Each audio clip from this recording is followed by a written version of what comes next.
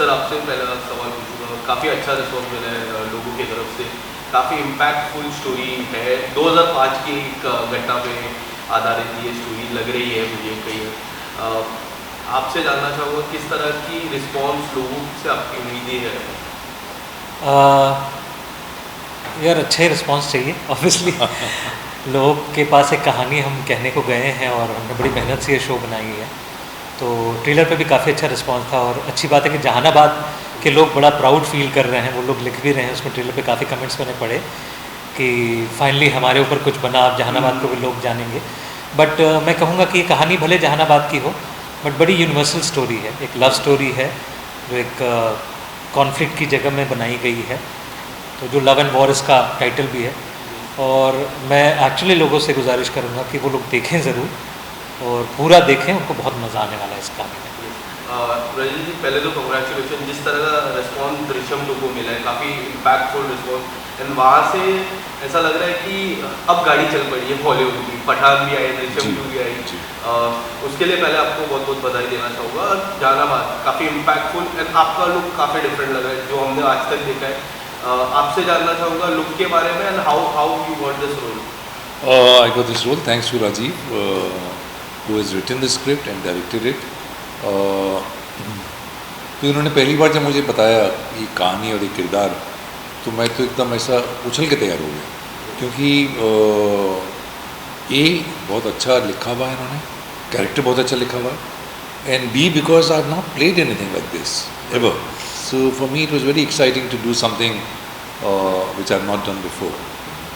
Yes. And how challenging was it for you?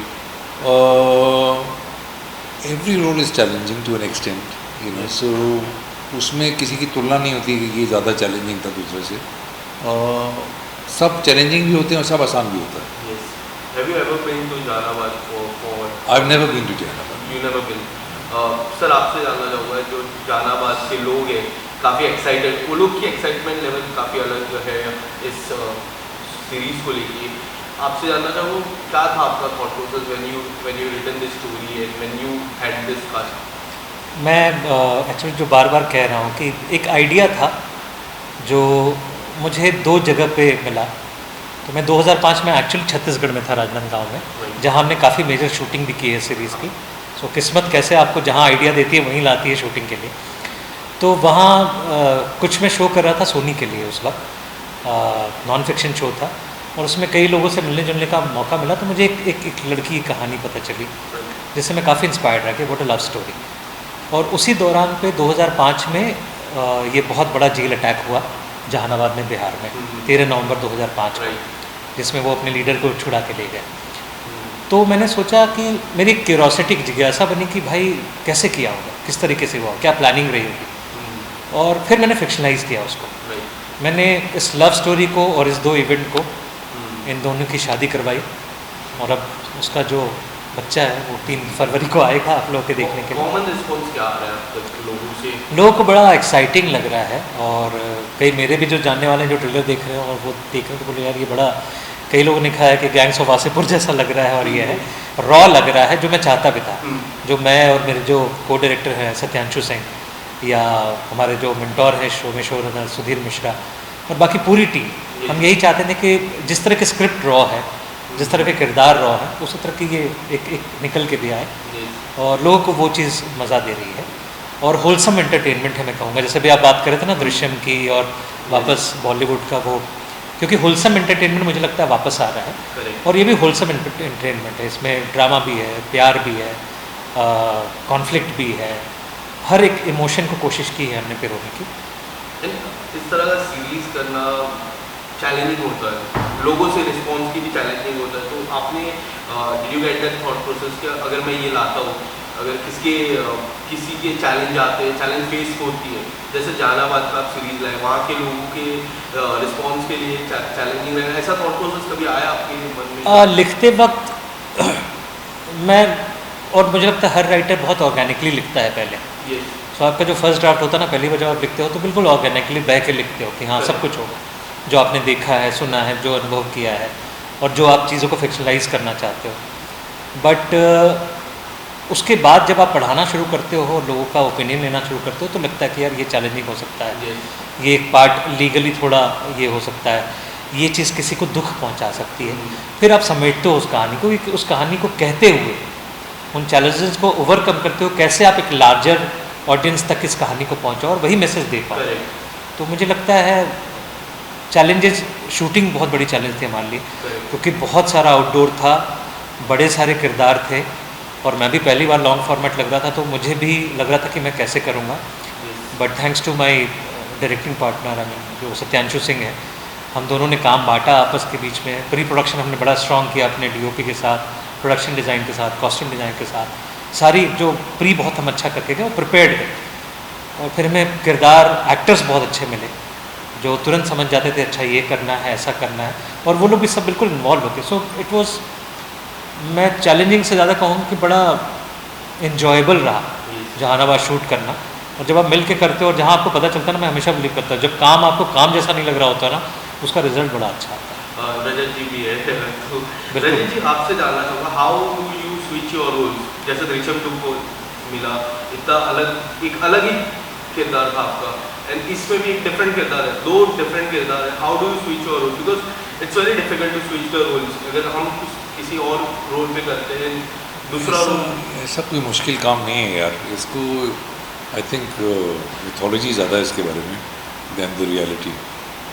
It's not that कि going on the same day between 2 shoots. एक हुआ तब, एक हुआ तब। आप when you playing something, you playing just that. So it's just not that difficult. The whole environment is there. Also, you know, people don't understand, but most of the problems have been solved by the script actually. yes, Because you're part of that script. वो script आपको बता रही है कहानी कहाँ जा रही है, इमोशन कहाँ जा रहा है, उसका एक ग्राफ है। We just follow that. and what was the best part of the script when you read the script for narration part पे आपको सबसे बेस्ट पार्ट क्या लगी स्क्रिप्ट के बारे में? My character.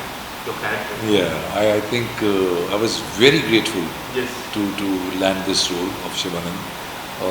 This is really, like I said before, it's not something that I've played ever before. You know. Yes. So for me, that was very exciting. His speech is different, for which Rajiv was holding my hand and guiding me throughout. And the character is really colorful. Yes.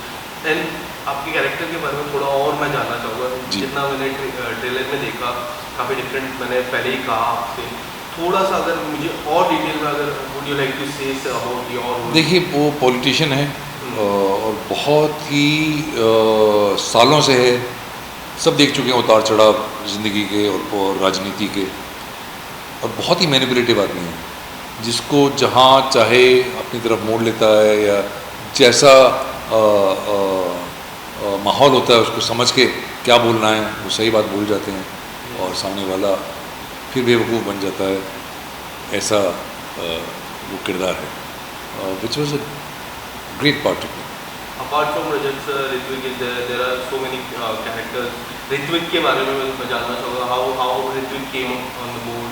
And Rajat sir के बारे में, Rajat sir as a politician, it's very new for the audience point of view. Rajat sir पहले तो कमाल के actor हैं, maker है, writer हैं। मुझे लगता है जो मैंने सेट पे समझा रजत सर को while directing him also, and मुझे एक बड़ी सुविधा रहती थी ना कि रजत सर खुद भी एक फिल्म मेकर वहाँ एज अ एक्टर एक किरदार की तरह मेरे पास आ रहे हैं, बट वो छोटी छोटी चीज़ें भी ना, because he himself works behind the camera also as a director, as a writer, so he understands those finer things, you know, which a director wants और विच अ मेकर वॉन्ट्स। तो ये बड़ी सुविधा होती है जब आप रजतपुर को डायरेक्ट कर रहे होते हो। मैं पहले से ही श्योर था कि पॉलिटिशियन में मुझे रजत कपूर चाहिए, और इनको हमने एक मूंछ दे रखा है, मूंछ लगाई है इन्होंने, तो एक लुक विजुअली क्या पहनेंगे क्या नहीं पहनेंगे बहुत क्लियर था मुझे।